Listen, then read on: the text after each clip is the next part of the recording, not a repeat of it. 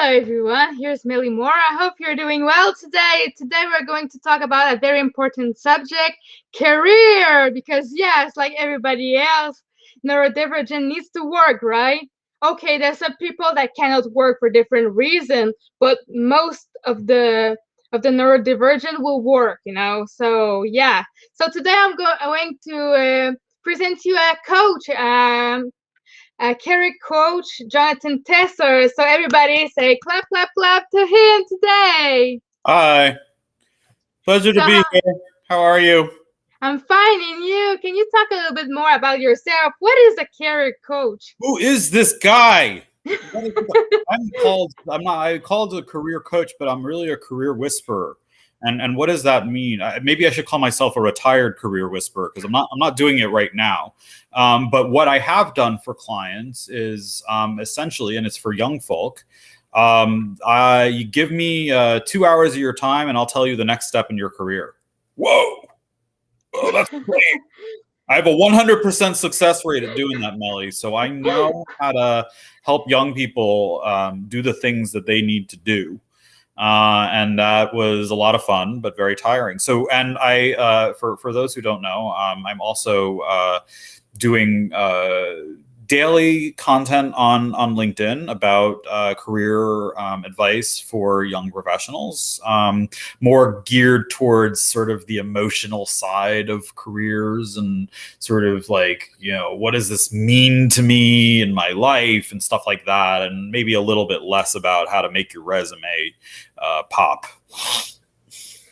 So if I tell you, because like I'm neurodivergent, and there's a lot of neurodivergent that don't know exactly what they want to do in life simply because they're not made to be living in a normal life. I mean, as a career, I give you an example. There can be offices that are open, but that's not necessarily something that is good for people with ADHD, because there's a lot of talking, stuff like that. So people sometimes are like, what should I do with my life? I need to work, have some passion.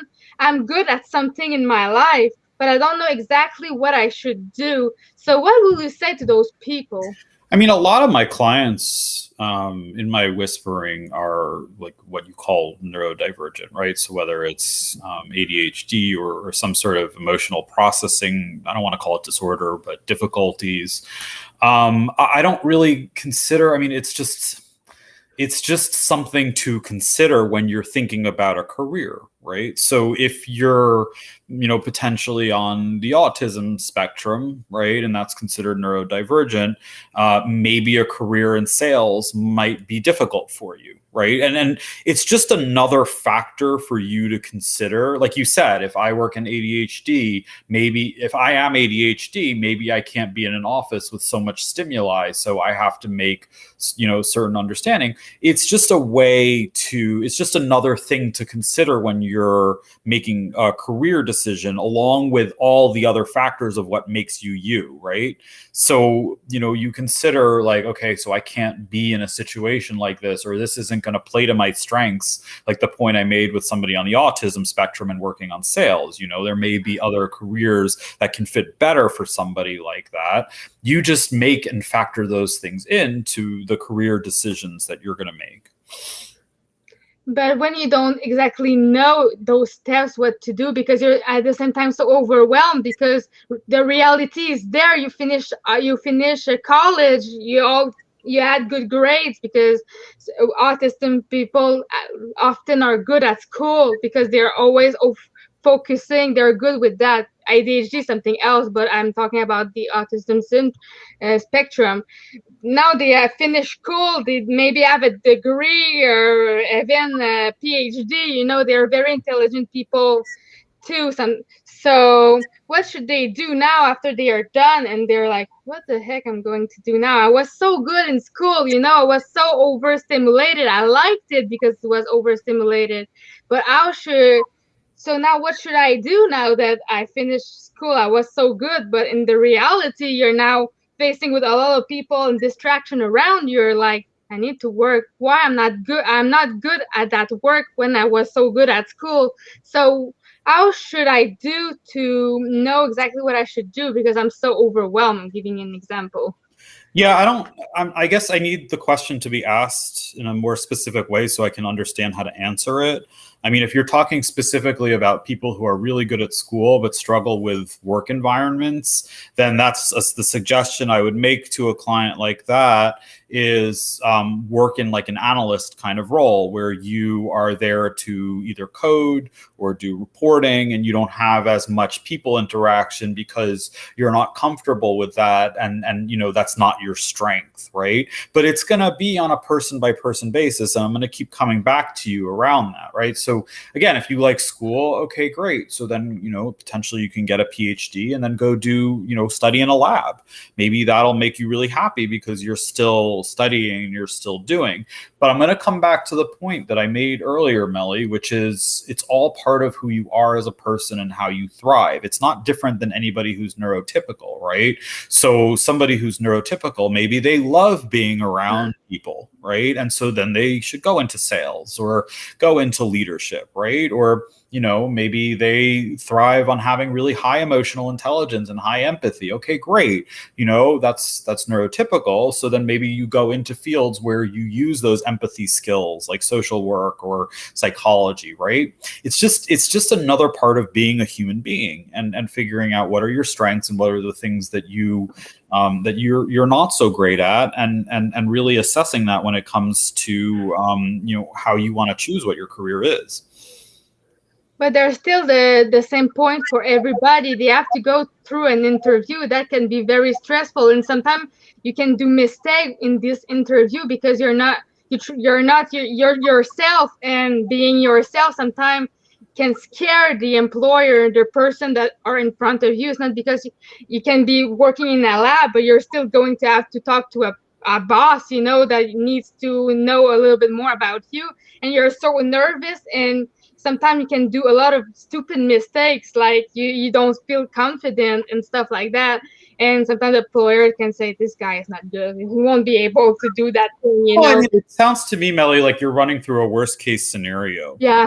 thing. Like you're almost like living out like, oh my God, this could happen, this could happen, this could happen, this is awful, this is awful, this is awful. And I can't respond to you when you mention that to me. I mean, yeah, anything can happen at any time. A meteor could hit us all and we're all gonna die, right? Like that could happen. I think the point is you go into the situation, like you do your best to, you know, you do your best. If they don't like you or it doesn't get along or you're having problems with that, then maybe you talk to somebody who can help you work on those things, right? You go to a career expert and you're like, look, I'm neurodivergent. I'm having real problems on the interviews. I'm a really smart person, but I'm having these problems. And then you talk to someone and you see if there's specific things that you can work on. I'm just not a believer in this worst case scenario catastrophizing thing. I'm more about, okay, so we have something that needs to be changed. Let's see if it's actually, so let's observe and see if it's something that actually needs to be changed. And let's take some steps to move forward so that we make it better for ourselves and get the thing that we want. Okay, we're going to stop the big case scenario. I will give you mostly example of something that can happen that I can feel uncomfortable, somebody can feel uncomfortable, and you will give me the solution and what some step that I could change or somebody with neurodivergent can change to feel a little bit more confident about themselves. I'm going to give you examples, so it's not going to look like worst case scenario. It's going to be more chill out, you know. So I'm giving you an example. I'm how can you I'm very stressful. I have a lot of anxiety when I see new people. Like you can see, I meet you, and sometimes I can feel a bit uncomfortable. But I learned how to face it by doing a lot of interviews. That's why I decided to do the ADHD Melly show, because it was something that I needed to change for myself, because I didn't feel confident to talk to people. I always been very scared of that. So what will be your tip for somebody that was a little bit like me, that's scared to talk to somebody about their life? Because when you do an interview, it's talking about yourself, you know, will be the tips to help somebody to talk about themselves? I mean, I think you just gave them the tip. I think it's, in a lot of ways, it's exposure. So the more that you get used to being in a high pressure interview situation, the less it's going to affect you. I mean, hopefully it's coming across that when I talk to you here, Melly, I've done this 25 or 30 podcasts like this. And I want to say 5 to 10 video chats with strangers a week. So I've gotten to a place where this is a normal part of my routine, right? It's something that I do. I talk to people I don't know, and I'm very comfortable with whatever comes my way, and I don't get easily rattled. Now, was I always that way? Of course not. I mean, I can imagine myself at age 19, and I couldn't talk to anyone. And I remember a situation where I was in work, and they made me present in front of a room of people. And I was like 23, 24 years old, and I just froze. And I was an utter failure. But, I hadn't been exposed to that situation. Now, if you're going to put me in front of a room of people, sure, I'm going to get nervous. Anybody would. But again, it's something I've been exposed to over and over. I think the other thing that you can do is you can practice with friends or family, and they can give you feedback on the way that you're being perceived, and then you can correct for those things. So it's all about opening up to change and exposure, very much like what you've already done. Yeah, I think those are really good tips. Thank you for that. Seriously, I think it's very good. So normally, can you explain me a little bit? I'm talking in general right now. When somebody was hiring you, how did you start the conversation with them to know a little bit more about themselves, to find a career that will fit their needs? How will you start the conversation? Are you asking about how I interview, or are you asking about my career coaching and what I do? Your coaching, what do you do? Okay, so you want to understand the whispering process. Sure. So my whispering process is very much like what we had talked about at the very beginning here. It's a full assessment on who you are as a person.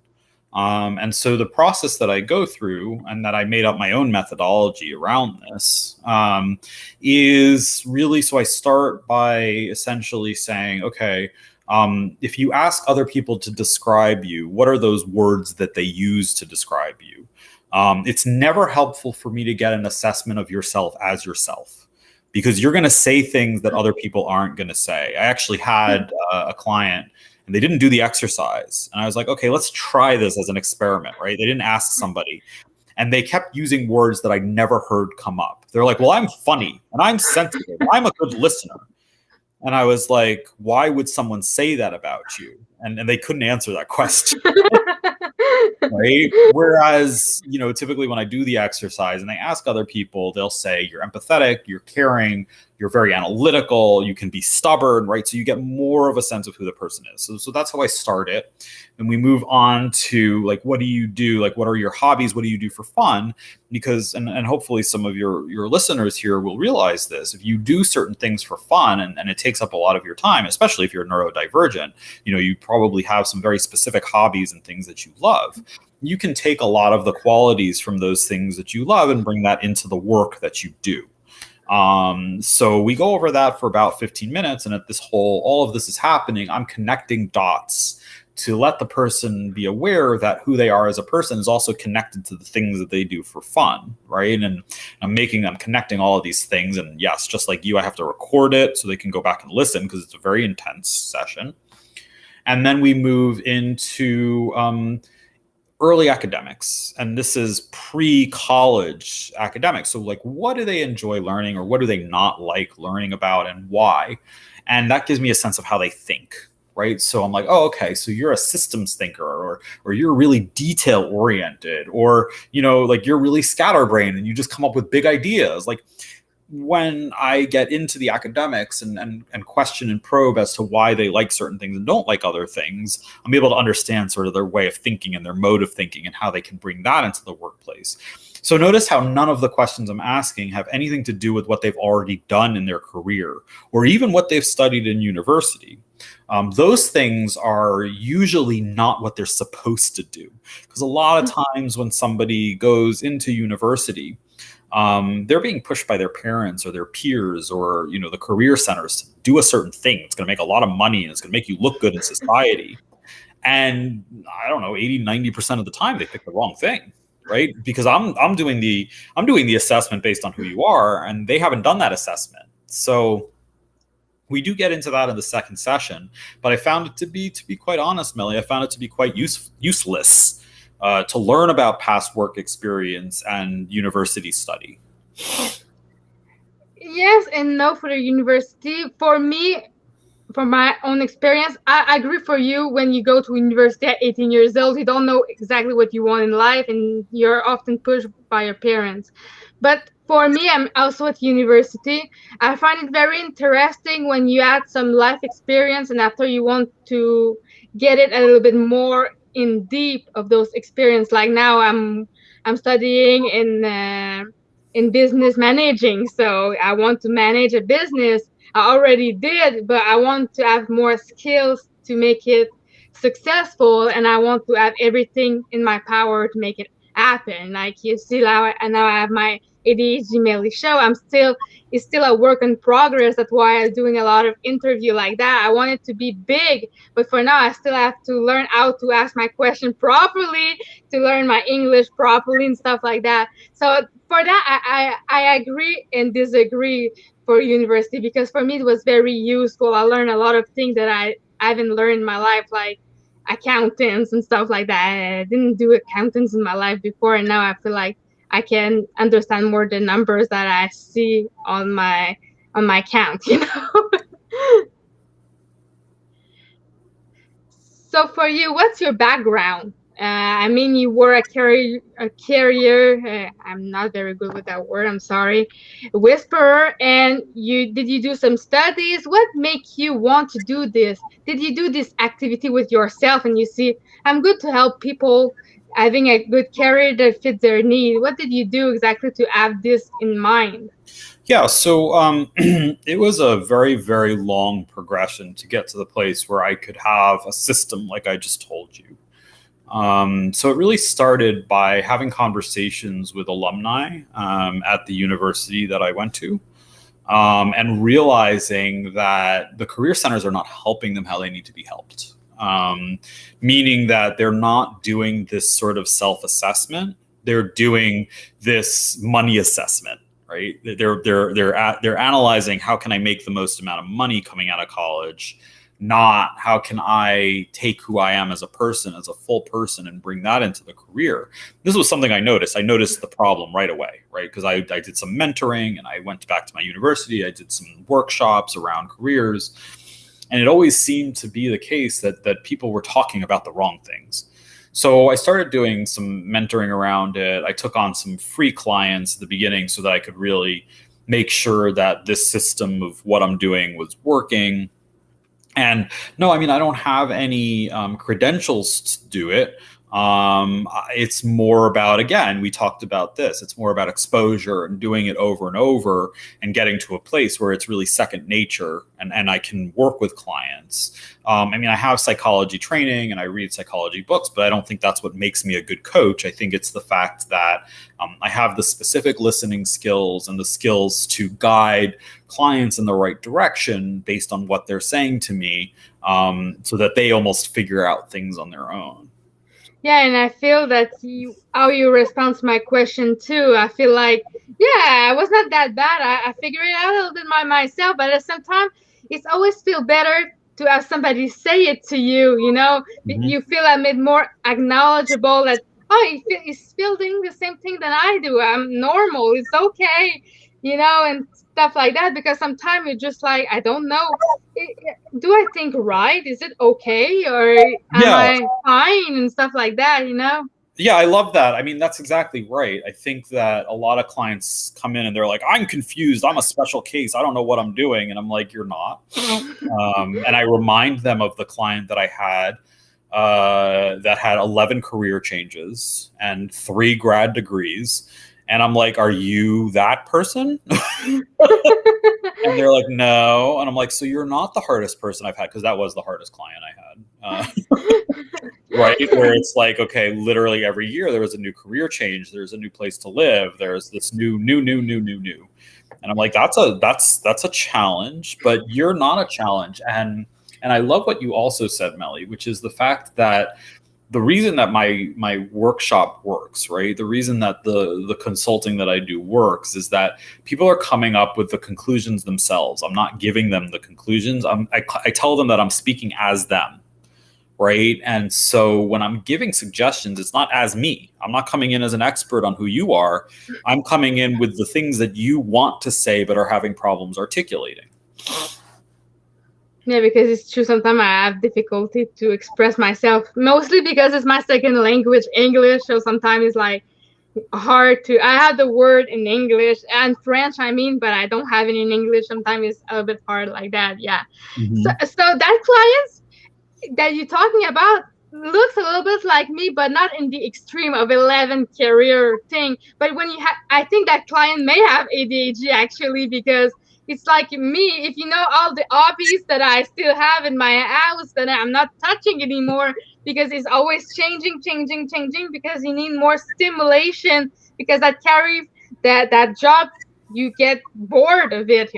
But but how do you suggest that those person to feel like, because that client may have been bored all the time about their job. So Well, what did you do? I mean, my suggestion was to just essentially say keep switching careers all the time, and to just just go with the flow and do what has to be done, and you don't have to change anything. And who you are is good enough because that's what you've been comfortable with. And so maybe that's what you just need to keep doing. And I can't give you advice on where to go because you're most comfortable not knowing where to go. You like being out in the open desert and not knowing what to do. And that's what your career is going to look like. And, the response to that was, yeah, but what if I want to climb the corporate ladder? And my response to that is, you're going to get bored, because climbing the corporate ladder means you're going to have to do the same thing, for a long time and stay in that same field. And you're probably not going to be happy doing it. So essentially what I'm saying is I'm not going to fight your individual nature when I'm doing this. I'm going to encourage your individual nature to continue in the direction that it needs to go. And that was the advice that I gave that client. I said, I'm not going to present you with a career that you can go. I mean, you enjoyed this thing the most, right? That's what I said to her. And you can go back and do that thing that you enjoyed the most. And then maybe that thing you enjoyed the most can lead to enough stimulation where you're constantly changing what you're doing, so you're happy doing it. I have a question of Rosa McBreen. I'm going to show it on the screen right now.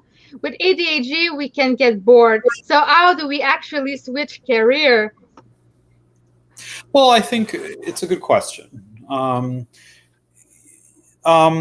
think you're right, Rosa. I think it's planned happenstance, and I love that. I think that's actually the perfect way to say it. I'm somebody who's switched careers 10, 12 times. That's how I know about career switchers, right? But the planned happenstance is a wonderful way to phrase it. And when you're a career switcher, it's not a good idea to. I'll get down to that, Rosa, soon. But let me just answer your initial question. It's not a good idea to make really abrupt shifts, right? You should shift into something that's slightly out of your comfort zone, or something that you're already familiar with, but it provides a new area to tackle. Right. So I'm about to start a new job on Monday, and it's the perfect example. Why did I take that new job? Right. And is it another career switch? It is. It's not something I've ever done. So I'm moving over to a creative ad agency to run their research. That's going to be a lot of fun. Now, I've run research divisions at large multinational entertainment companies, and I just came from working as an executive on a research team in the tourism industry. But this is a whole new challenge, right? I'm going to be on the agency side. I'm going to work with a demographic that's like a lot of fun to work with, so Gen Z multiculturals, and I'm going to be running a team and delivering. So this is almost a perfect ADHD situation, right? It's like, oh my God, this is totally new, so much stimulation, so many new things to do. I'm so excited to start this because I got something new and something that's exciting, but it's not too far out of my comfort zone because I know how to do the work right? So when you're making those career changes, you don't want to go from like being a financial analyst to a basket weaver, right? Like, unless you've already started a basket weaving company on the side and you're like, no, you know what, I can go basket weaving full time. If you went from financial analyst to basket weaving and you've never done basket weaving, that might be a mistake. It might be too hard because you don't really know what you're getting into. So these are the kinds of things that you want to consider when you're career changing, is gathering the experience and knowing why you're heading in that direction. It can help sort of take away some of the scary uncertainty of making that change. So yeah, for me too, it always happened. Like I said, I still am, because I haven't stopped totally yet. For me, I'm never stopping something. For me, the tips, okay, when you have ADHD, when you have a new idea of a career or anything or a new hobby, let it sit for at least a week, okay? Don't go like that. Woohoo! We are going to I say bye bye, boss. I'm going to somewhere else. Think a little bit about it. Write why you want to do that switch, because yeah, it can be a lot of impulsivity too, and you're not necessarily sure of what you're going on. That's why I haven't quit my company on website. I still do it because I still want to have a security seat, because I don't know what's going to happen in the future, if the ADHD Middle Show is going to work or not.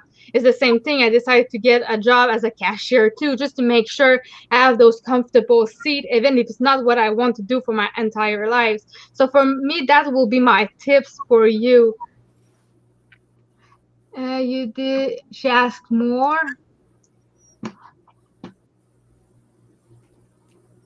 What accommodation to ask for?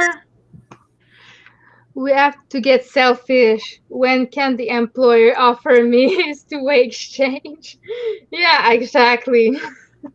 Thank you so much, Rosa, for those messages, those comments. If you have any other question or stuff like that, we'll be so happy to answer your question. And I really like to share a little bit of my experience, to know the other person experienced that with me too. So if you have any question for Jonathan, just go ahead. We'll be so happy to answer your question. So a lot of candidates don't get clear about what they need and want from their employer. Absolutely right for that. Because at the same time, Rosa, for my experience, it's hard for me to just say, I don't know, when the question I hate the most about employer, but I understand why they ask it. How much time what will happen to you in 5 years? This is very hard for me to just answer. I don't know what's going You to should happen not in 5 take any job where they ask you that question. Sorry, I just think that's such a ridiculous thing. You have no idea. I mean, I took jobs doing things that didn't even exist like 5 years ago, right? So I worked in social media analytics in 2013. Do you think social media analytics existed in 2008? No, it didn't. There was no such thing, right? So those kind of questions don't take into account that the world changes alongside with you. And you don't exactly know where things are going to go or what situations you're going to find yourself to be in. So do you think that employers should be a little bit more latitude with that, when at least to ask? If the employer asks you that question, I would literally go and say, why do you want to know that? So that I can get a better question out of them and answer the better question. Mostly Because that's not a good question to ask. Yeah, because you don't necessarily know what the life's going to happen. You can be handicapped in one ear because you had an accident. You don't know exactly what's going to happen. You don't know what's going to happen in 1 minute. That's a point that I made. Like, you just don't, you can't predict the future. And if you have a 5-year plan, it's going to go wrong. Something's going to come up. That's not, life doesn't work with like, I've got this plan and it's going to work out. Which is not how things are. A lot of candidates don't get clear about what they need, what they want from their employer. I will say that you're right on that, because at the same time, when you're at an interview, you don't know exactly what to say to the employer. You want that job. Now you want that opportunity because you think or you feel like it's a good career for you, but you don't know exactly how to deal with that, because yes, you have to give to your employer and your employer needs to give it to you. But that's a good question. What would you do with that? Yeah, I mean, I think you're right. I think you go into the interview. It's dating, It's like both sides need to get something out of the date, right? Are we compatible together? Is what I want from the company and what I want from my next step going to match up with what they want from me, right? And it's perfectly okay to say, even if they really want you, right? And they're like, oh my God, you're exactly what we need. And you don't feel the same way. It's cool to be like, wow, that's really flattering. Thanks for wanting me. But, for whatever reason, for whatever reason, it's not the right fit at this time. Just like you can say with dating, you're like, I'm not ready to date seriously right now. And you mean that. You're like, I got to work on myself or whatever it is, right? There's no difference. I mean, and so you make the great point. I think that a lot of job searchers forget that they're in the driver's seat in a lot of ways as much as the employer is. And they're just like, I just need this approval and I need to feel like I'm worthy and I need to feel like someone wants me and they want to hire me. And if you think about dating, it's the same problem you can have. You're like, I just need to date someone and have them love me and have them, want me in their life. And I'm so flattered by that. But are you really thinking about, again, how you, what is in it for you? Yeah, I really love the dating and metaphor too. It's really that when you think about it. Well, I have to be real careful with the dating stuff because LinkedIn is not a dating website, so I don't bring this up. And I don't want anybody to think like, oh my God, why is John giving love advice on LinkedIn? So it's good that I'm talking about it with the two of you right now, but I'm not going to be writing posts about dating and interviewing and all that. No, but it's a good idea to write an article about the similarity because it is. I gotta steer. You don't know this about me, Melly, but I have a reputation on the internet because I am specifically a career coach for young women, and they come to me quite often for what I do.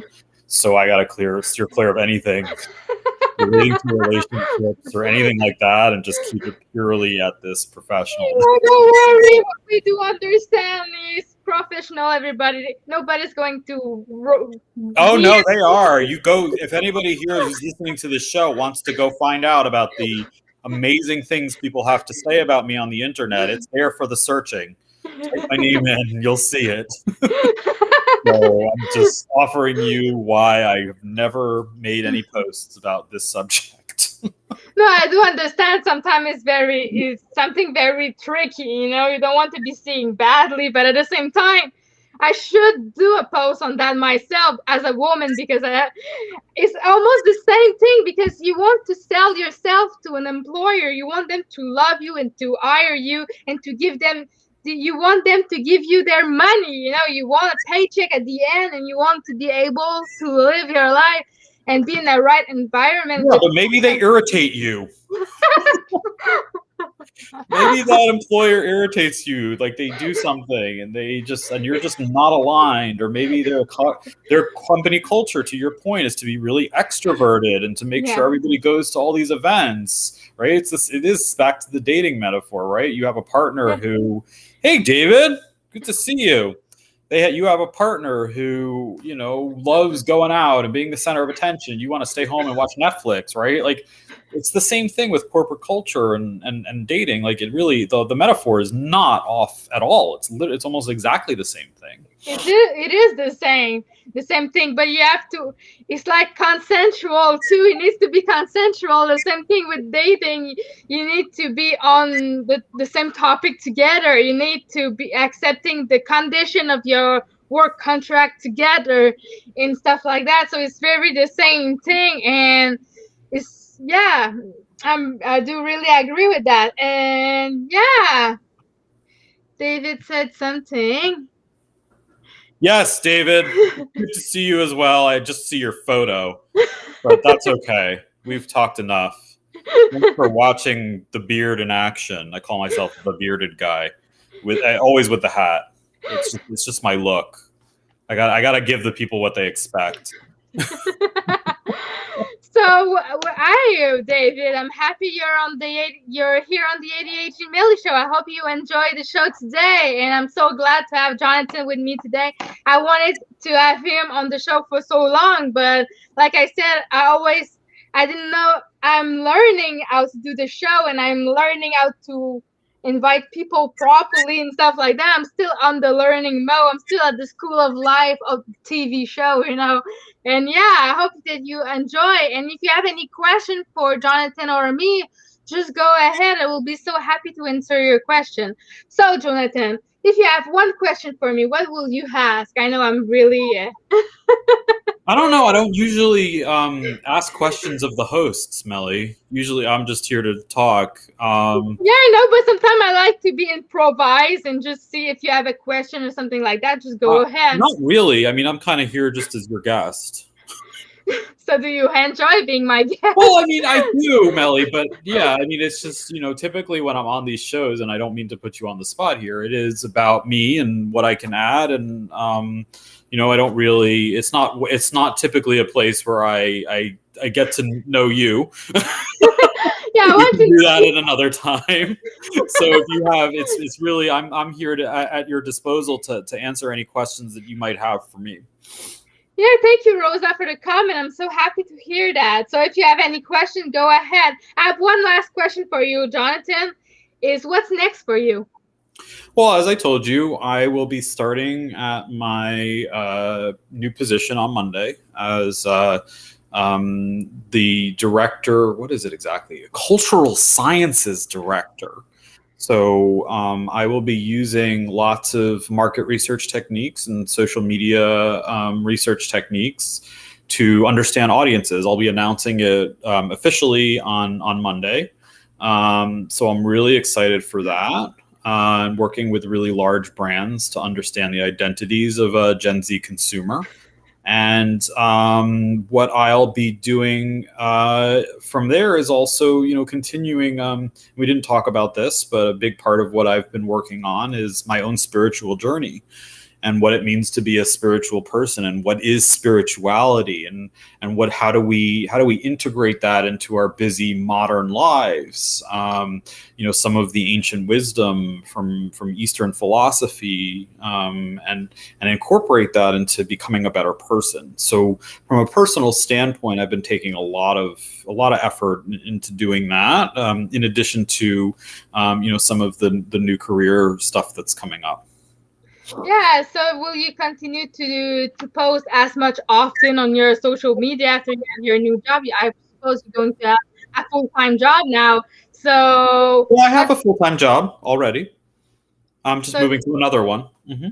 Also, you're really switching from zero to another one to another one. That's really cool for you. So I suppose that you're so exciting about that and everything. So you're going to still continue to do your daily posts, etc. You're not going to quit us, right? Well, I mean, it only takes me about 2 to 3 minutes. I mean, I'll be real honest though, Melly. I think LinkedIn algorithm has suppressed my content to such a degree that I'm not quite sure if it's worth the effort to post as much as I do. Just to be quite frank, my engagement and reach and views have gone down considerably in the last couple of months, and I don't think that's fair. I don't think it's a reflection on my content. I think that there was a change to the algorithm. And so I'm going to have to assess whether I want to continue to post, because I'm doing this out of my love for posting and helping. And if I don't feel that there's a significant audience there to look at the stuff that I'm putting out, there's no reason for me to continue to put my efforts into something wholeheartedly. I can go somewhere else and, express myself in a more genuine way beyond just being the career guy. Yeah, because if you don't know, the ADHD Millie show is also on Twitch and it's also on YouTube. So I really put those everywhere so I can reach more people as possible. Because for me too, I don't find that LinkedIn is giving me the view that I deserve, and I worked so hard for that. And it was so good at the beginning, and now it's like bad a little bit. It's not ugly, but it's still not as I wish. It may not be worth doing, to not reach audiences. And to be quite frank, I'm reaching the same audience over and over. I don't feel like I'm really adding anybody or that, exposing my content to new people that often. So yeah, I'm with you there.